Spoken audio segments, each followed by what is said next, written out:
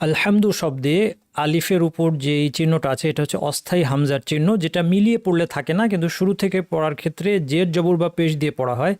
আল যুক্ত শব্দে এটাকে জবর দিয়ে পড়বো আমরা, আলহামদু।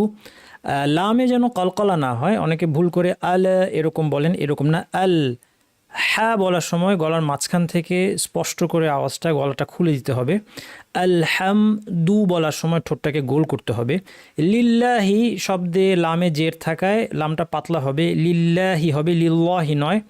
রব্বি এখানে রটা ভারী হবে, রব্বিল এই লামটা তো কলকলা অ্যাভয়েড করতে হবে, রব্বিল এভাবে না, রব্বিল আলামিন, রব্বিল আলামিন। মিন এখানে আমরা ইয়া সাকিনের পরে নুন আছে, এখানে আমরা সাকিন দিয়ে থামলাম, এই জন্য টানটাকে লম্বা করে 2 আলিফ পড়বো।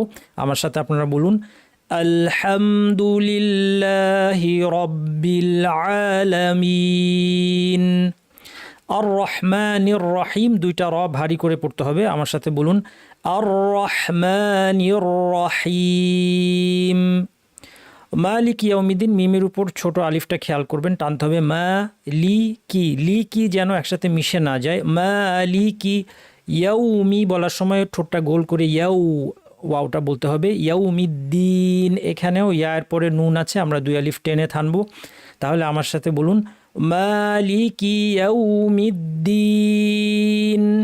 পুরো 3টা আয়াত আমার সাথে আরেকবার পড়ুন, আলহামদুলিল্লাহি রব্বিল আলামিন, আর রহমানির রহিম, মালিকি ইয়াউমিদ্দিন।